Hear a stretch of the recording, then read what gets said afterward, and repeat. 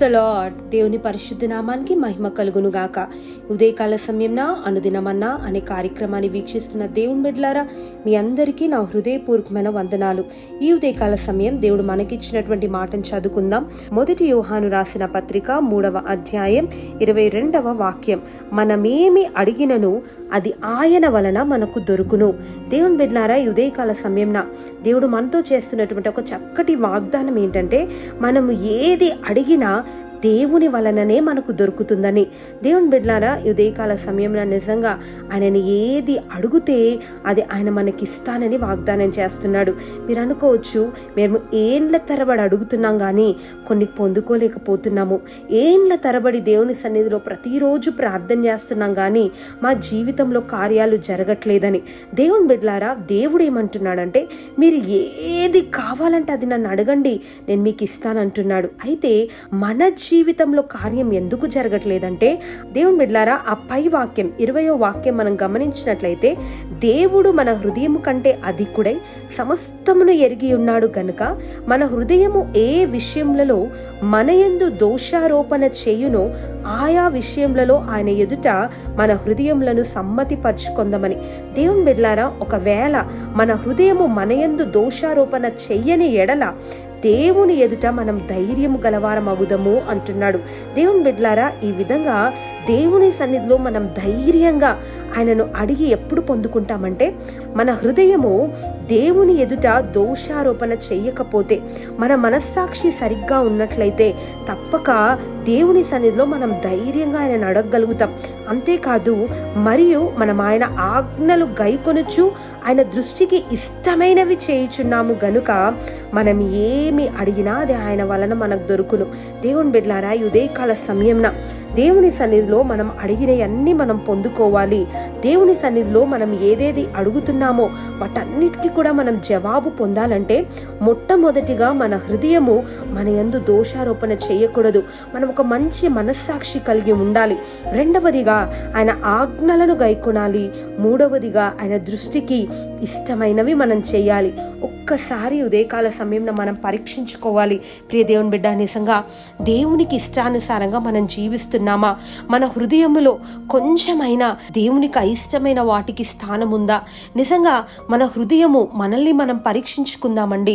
మన హృదయము ఎక్కడెక్కడ ఏ పరిస్థితిలో అది దోషారోపణ చేస్తుందో. ప్రియ దేవుని బిడ్డ, ఒకవేళ నీ హృదయం ఈ ఉదయకాల సమయంన ఏ పరిస్థితిలో దోషారోపణ చేస్తుంది, ఏ పరిస్థితిలో నీవు అసమాధానంగా ఉన్నావు, ఏ పరిస్థితుల్లో దేవుని ఆజ్ఞలు మరి పాటించలేని స్థితిలో నీవు ఉన్నావు, ఏ స్థితి నిన్ను దేవునికి దూరం చేసిందో, వాటన్నిటిని ఒకసారి పరీక్షించుకొని దేవుని సన్నిధిలో విడుదల పొంది నిజంగా ఒక మంచి మనస్సాక్షి కలిగి ధైర్యంగా ఆయన సన్నిధిలో నువ్వు అడిగినప్పుడు తప్పక నీవు అడిగినదంతా కూడా నువ్వు పొందుకుంటావు. ప్రియ దేవుని బిడ్డ, బైబిల్ గ్రంథంలో కూడా యెహోషువ కాలంలో యెహోషువ నిజంగా విజయాన్ని పొందుతూ మరి ఏ రాజ్యం మీదకి యుద్ధానికి వెళ్ళినా దేవుడు అతనికి జయాన్ని అనుగ్రహిస్తూ వస్తున్నాడు. అయితే ఒకానొక సమయంలో ఒక చిన్న పట్టణాన్ని ఓడించలేకపోయాడు. హాయి పట్టణం మీద జయం పొందలేకపోయాడు.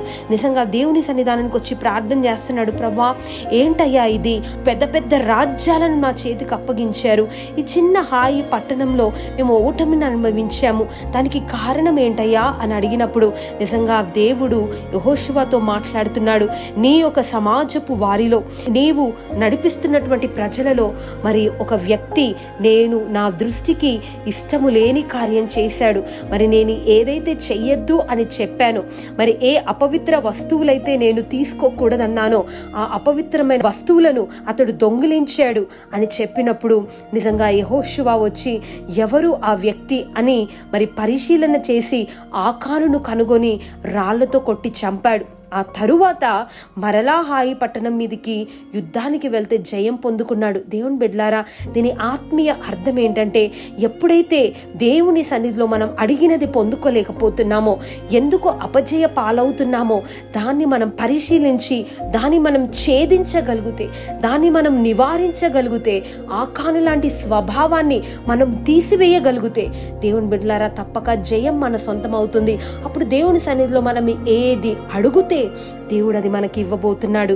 దేవుని బిడ్డలారా, ఒక్కసారి పరిశీలన చేసుకొని ఏ విషయంలో నీ హృదయం నీ మీద దోషారోపణ చేస్తుందో వాటినెల్లను నువ్వు శుద్ధి చేసుకొని దేవుని సన్నిధిలో మరలా అడుగు. తప్పక ఆయన నీవు అడిగినదంతా నీకు దయచేయబోతున్నాడు. అందరం కూడా విశ్వాసంతో, ఒక శుద్ధ హృదయముతో ఆయన ఆజ్ఞల జాడల్లో నడుస్తూ ధైర్యంగా ఆయన సన్నిధిలో మనం అడుగుదాం. అడిగినవన్నీ కూడా పొందుకుందాం. ప్రార్థన. ప్రేమ కలిగిన దేవా, పరిశుద్ధుడా, మీకు స్తోత్రం.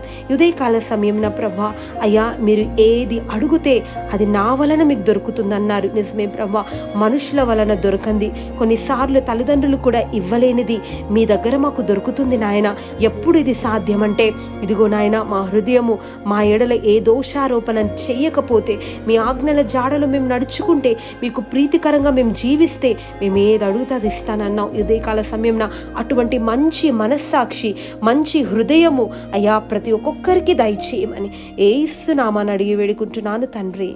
ఆమెన్.